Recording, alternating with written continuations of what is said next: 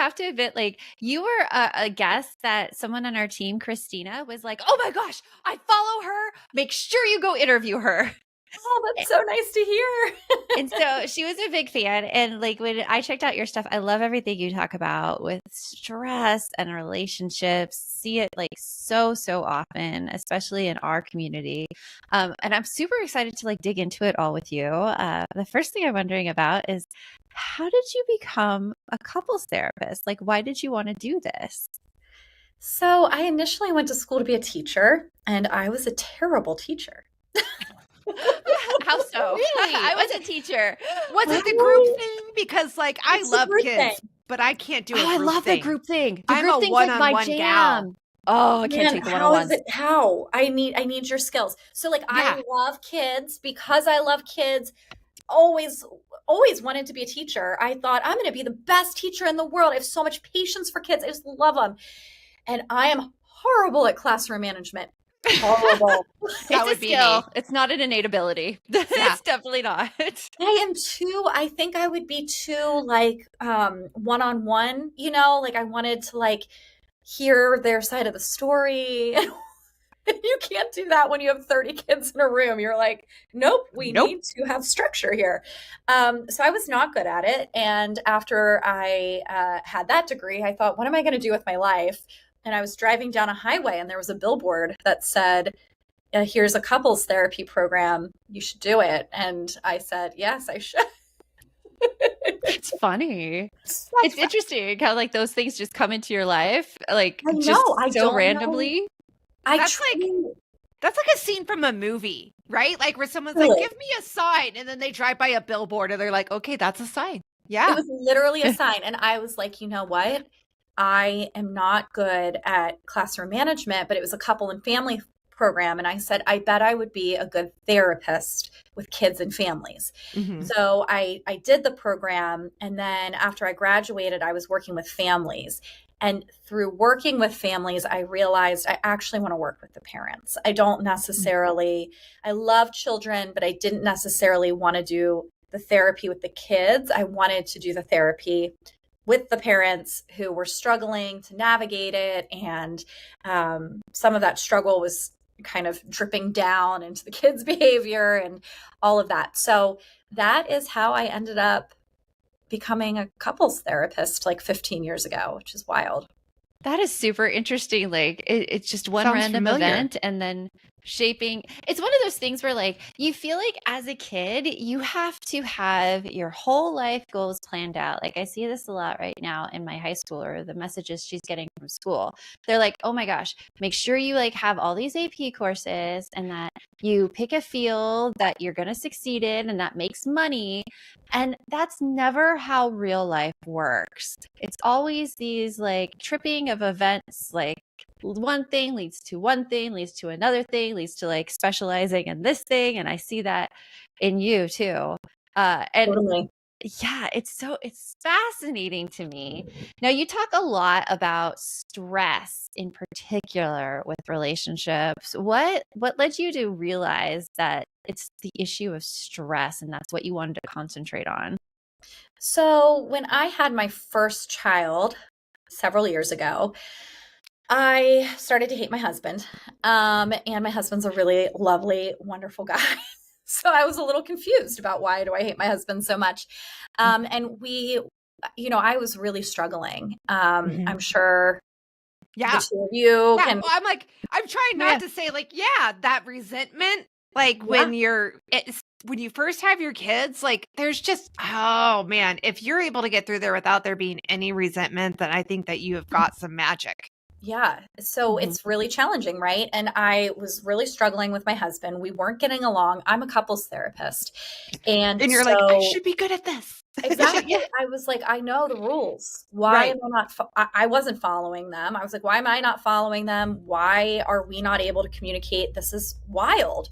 And we went to a couples therapist. I remember we went into the room and she was kind of just like treating it like it was any sort of disagreement, right? Like, can you listen to what Liz is saying? Can you listen to what Andrew is saying? Da, da, da, da. And I remember leaving, and it was like we didn't even process anything that happened in that room. It just went in one ear and out the other. So I started trying to figure out what is going on between the two of us, because I factually know what we're supposed to do here. Yeah. And I factually know that my resentment is not helpful. I know that we have some mental load issues that we need to renegotiate. My husband is actually really loving and is open to renegotiating those. And yet we're arguing all the time. And when I went back to work after maternity leave, I was meeting with couples, and I just started seeing things in a new lens, where I started to recognize these are people who have so much going on in their lives that they are coming into these sessions already so dysregulated and already physiologically flooded, which is the level of cortisol you have in your bloodstream, all of those types of things. They're already coming in with all of this because their kids aren't sleeping, their job sucks, they've got all this stuff. And then I'm asking them, can you just like repeat back what Joanna's saying? Because, and the person's like, well, I shouldn't have to repeat it back. Da, da, da, da, da, da. And so as I was, continuing to work with people, what I started to recognize is I need to help them deal with their body stress, and I need to help them deal with the stress out in the world before we can get anywhere. And that kind of led me to being really focused on working with couples who are navigating a lot of stress in their lives. Yeah, so let's take that step piece by piece. First of all, the body stress. When you start working with a couple about the body stress, what exactly are you doing? So when people come into therapy, if they are experiencing diffuse physiological arousal, so what this means is that they are having stress hormones pumped into their bloodstream. It could either be chronic or it could be acute, right? So chronic would be a new mom who is never sleeping, is having arguments with her partner, blah, blah, blah, blah, blah. Acute would be, I just almost got hit by a car, and so I'm kind of scared. But most people come in, they have this chronic state of diffuse physiological arousal, which means that their body is being pumped full of stress hormones. And because of that, what starts to happen is we actually lose our ability to be relational. Because when you're in, it's called DPA for short, so I'm just going to call it that. When you're in DPA or when you're flooded, you are supposed to be protecting yourself. That is the evolutionary purpose of it. So if you were being chased by a lion, it would make sense. It would make sense that all of a sudden you're just focused on yourself. I need to hide, I need to run, I need to punch this lion in the face or get something to kill it or whatever. Punch it in the face. I need to find a ribeye to throw in its direction. When you're arguing with a partner, though, it requires the ability to see both people, right? Yeah, you punch a partner in the face, they're not very happy. Not very happy. And the ribeye doesn't work. Out of the room to get away from them, they're not very happy. Yeah. When you start screaming, they're not very happy. When you only want your way in the highway. It's not going to work. And so in the couples therapy room, what I'll start to see is somebody who is not able to do a few things. One is their mind starts to change. And what that means is they become hyper-focused on a specific topic. They can't see the other point of view. Okay. They can't show flexibility in thinking. They just want to keep talking about it. They keep talking about the same thing again and again. The other thing that can happen in the mind is they struggle to show or receive affection, and they no longer have problem-solving skills. They don't show curiosity, and they lose their sense of humor. So a huge sign to me in the room is when their partner tries to repair by making a joke, and they say, "That's not funny." It's usually a sign someone is flooded, because usually humor is actually a connective thing where somebody can say, okay, I know I'm being ridiculous. Let's keep going. The other thing that happens is in their body. So I might see that somebody starts to get flush. I might see that they're shaking their leg. Their mouth gets dry. They turn away. They can't really look at the person. Their voice gets loud. Their words might come out kind of like short, right? Like they don't finish the word because they can't get enough oxygen out. So I'm seeing all these things in the room. And your question, I'm sorry, this is a long way to get to there. It's is what so do I interesting do? though. I'm like Yeah. enraptured because like I see this in my husband because he's like chronically stressed at work, and I know he is, but like this whole lack of sense of humor, not that he gets mad or anything with me, but he gets very like he withdraws into himself. And that's something that I see in the stress. Like you're protecting yourself so much. So this is fascinating. Keep going, Liz. Yes. Exactly. So like your husband withdraws into himself. So sometimes I'll see that. Some people, they do the opposite. They fight. So they become loud and they need to talk about it and they perseverate and they get anxious and all of those things. That's me. So you have both extremes. You have both extremes. And some people, they run away, right? So I call them me. like, that's you. So we get the cobra, who's me. I'm the one who starts to say mean things or raise my voice or become critical. Sorry. Exactly. We have like a deer who just like gets spooked and runs away. Fine, I'm leaving. I'm going to stomp out of the room. I don't want to talk about this. And then we have the possum, like your husband, who plays dead, right? I'm not here. Leave me alone. Puts his headphones in. We had fainting goats on another episode. I was like, yeah, we're going to change it. Bree has that down. It's a fainting goat. Joanne's husband is a fainting goat.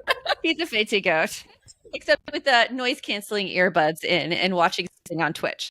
But that is a huge sign that someone's trying to soothe themselves when there's the partner who always goes down to like the basement to play the video game. They just like, listen to music. They won't engage. And I'm not saying like, oh no, he admits it. He admits it. He admits he's stressed and he knows exactly why he's doing those behaviors and he explains them, which makes it easier for me as a partner to be like, okay, you totally need this. I get it. I'm not taking this personally whatsoever. And that is what one of the first things we do in the therapy room. So when I'm seeing these things happen, what usually we start out with is a lot of personalization. They don't care about me. They go to the basement. They are always yelling. They're da-da-da-da-da-da-da, right? It's like this person's a problem. And so the first thing I do is I point it out and I say, can we just take a minute? Let's not talk about what you're talking about right now. But I'm noticing that you look like you've gotten really red, or I notice that you're not talking as much as you were. I'm thinking you're flooded. I'm thinking you're stressed. And the first thing that we do is we learn that if you're in that state, you're not going to be a good communicator. So there is no point in me asking you to communicate. The most important thing I can teach is that you accept reality, that your partner can't communicate with you right now, or that you can't communicate, and that you take a break.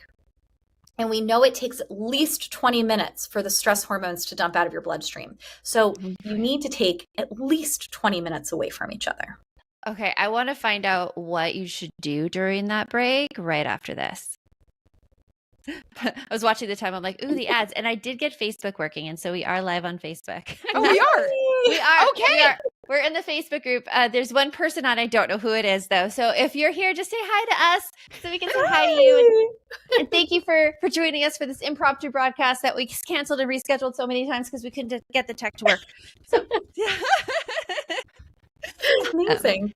So, Liz, you said that when you recognize that someone is flooded with these stress hormones, that you need some time apart, like at least 20 minutes away from each other. Now, obviously, like 20 minutes away, it means one thing to one person, one thing to another person. So, like, what do you recommend when you're spending these 20 minutes away from each other? One thing that's really important is that taking a break is a unilateral decision. It's like the only unilateral decision that you really make when you're dealing with relational things. But you have to remember one person will probably say, no, I want to keep talking. So the first thing you're doing during those 20 minutes is you're just choosing that you're taking the break because you know that ultimately it's good for the relationship. And your job is to not get pulled back in. So you have to have a really strong spine in those moments. Because if you're the one trying to take the break, your partner might be really flooded and they might be saying, no, you need to talk to me. If you don't talk to me, I'm going to be even more mad, blah, blah, blah. Ooh. So that's the first thing. As like a story to go along with that. I don't know if you're a fan of Armchair Expert at all. you might have heard this story, like Dax was saying, like him and Kristen used to be fighting a lot, and like Kristen would like leave, like physically leave the house. Obviously it has to be it's called a deer, right? Or like would leave, and he's like, you have to stop leaving, because then we can't like fix this issue. And so like I'm just reminded of that. And like he, first of all, like, Bree, I know you're not as familiar with Dax Shepard. For anyone listening, he was going through a lot of addiction struggles. So I'm guessing like early on in the relationship, that was probably where the fights were coming from. So it's like no blame to Kristen for that. But thinking about those like different styles where like if one partner won't let the other partner leave or won't let the other partner like decompress. I'm going to throw in a little bit of personal experience here. Like I have had that dynamic with my current husband. So like due to my previous relationship and what I saw my parents do, my mom is a deer. Like when she would get really upset, she would leave the house. And then my ex-husband, when we'd get really upset with each other, he would just stop talking. And it would go for days. So, and my current husband he's like Joanne's husband, like he needs to process, he needs to think. So like when we're having a conflict, I want to talk about it. And which is different than the whole stress thing. When I'm stressed out, I like run and hide. But so that's where the deer comes from. But when we're having a conflict, I'm the one who wants to talk about it. And if he can't talk about it, then I think that he's going to go into the route that I've seen in the past, where either somebody leaves me, like my mom would leave the house, not that she wouldn't come back, always came back, or that like where my ex-husband would like go away and take away my interaction with him for days on end. So now, like through therapy, couples therapy, we were able to figure out that I had, so like when he says, I need a break, I'm trying to process this, he'll often add, for my sake, like, I'm still thinking about this and I am not leaving you and we will come back to this. And I need that because otherwise I run straight to everything's falling apart. And if we don't keep talking, it's going to break. Well, that is really important. So if people are able to do that, and something I work with them over time, like at first I'm like, if all you can do is take the break, because that's better than continuing to scream or saying things you don't mean or whatever it is. But over time, I use the mnemonic HARD for hard conversations. So H is halt. So you're just going to stop. Like, we're not talking about this anymore. It's not going to go anywhere good. I can tell I'm getting flooded or you're getting flooded. A means attachment. So how do you show that there's still attachment here? I love you. I'm leaving the house because I need a break, but I love you. Or I'm super flooded, but we will talk about this later. So you're showing the other person, we're still okay, but I do need this break. So I'm glad that you said that, because that makes all the difference. That's the difference between a deer just running away because they're stressed and abandoning you, which is coming from their own stress state that they need to work on and all of that, versus somebody saying, I'm recognizing I'm going to get to that point. And I don't want to get to that point. So I'm stopping this conversation. And I love you. So I'm tending to your need for secure attachment with me, but I am still going to take this break. Yeah. What do you recommend like doing during that break? I mean, I know you said that one thing is like, if you're a partner who won't let them leave, like let the other partner leave so that they get it. But like, if you're riled up and you're flooded with stress hormones, how can you take your own self down? You're the one who likes to leave, right? Like, is that like kind of where you're getting at? Yeah. If you're the one who needs a break. When you take the break, some people make the mistake by continuing the argument even in the break, and they either continue it in their own head, so they keep thinking about it, or they keep texting each other, right? During the break, what we really want to do is allow our stress cycle to finish and to complete. And our stress cycle is not going to complete if we keep ourselves in the stress. And so what helps us complete a stress cycle? Movement. So go for a walk. Mindfulness helps us. So anything to do with the senses. So taking a shower and like feeling the water, going somewhere that has a different temperature. So if you're outside, go inside to the air conditioning. If like the two of you, you're in Arizona and you're in the air conditioning, go outside to the 115-degree heat. But you're kind of allowing that stress cycle to be like snapped out. Use creativity. So write, draw, think about other things, any socialize, but it should not be related to the stressor. So you're not opening up your browser to like Google why you're mad at this person, or to like totally do that. Find the points to win the argument. Exactly. Don't pull up your notes to write down all your points for how to win the argument. You're letting the stress cycle play out. And I always tell people the way that you tell your body it's not stressed anymore is to do things that stressed out people don't do. So stressed out people don't laugh. Stressed out people don't play. Stressed out people don't go and take a leisurely shower. So you have to tell your body, I'm actually not being chased by a lion, that's why it's okay for me to do a yoga lesson right now. That's why it's okay for me to take a shower.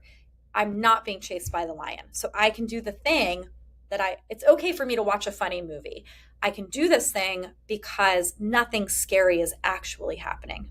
Oh, that's so interesting, because that brings up other things in my mind where I'm stressed about not just relationship issues, but I'm like, don't think I have the time to do these fun activities, when really now it kind of logically makes sense why I need to do the fun activities to show my brain that it's not stressed, and it'll actually reduce the stress. So that helps on a different level, Liz. Thank you for that. Yeah.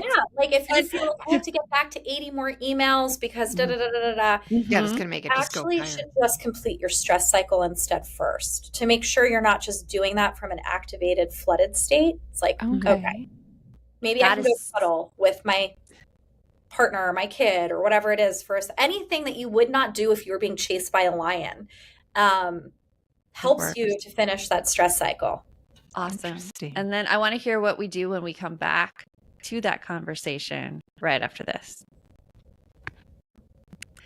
So Liz, so far we've talked about like completing the stress cycle, like identifying how you and your partner really handle stress, being it a deer or a cobra or a possum or fainting goat, like Brie likes to act it up. Fainting goat.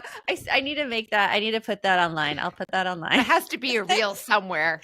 It has to be a reel. So when you've completed your stress cycle, what do you do when you come back to that conversation? So remember, I used the word hard. So remember, we halt, attach, and then the next thing is repair. So repair is something that is quick and brief. I'm not talking about the long repair that helps the other person to know we're cool again. And there's a lot of different ways that people repair. Some people use an apology. I'm sorry. Can we talk? Some people use humor, like, oh, I'm back and I'm my normal self again. Am I allowed in the room? And somebody might be like, should I put like my hard hat on? Or is so you could use humor to repair. Some people use affection. So they might come back and say, give me a hug. Some people use their feelings like, hey, can we talk? I feel really sad. So you come back in and you do a quick repair. Repair is something that is expressing to the other person, you're safe with me. So any of those things I just mentioned, those are signals, they're social signals that you are a safe person to be around in that moment. And then after the repair, you do something called debrief. And so debrief is when you're talking about what happened. And so I know that you had a question about like, how do you make this not awkward? Would this be a good time to talk like about a meeting with your spouse? Yeah. A meeting with your spouse. Yeah. So someone asked, like, when there's a break, how do you come back without it being awkward? Let it be awkward. Let it be a meeting with your spouse. I think sometimes we buy into this idea that there's like supposed to be this like romantic experience with our partner all the time. But in some ways, our relationships are like businesses.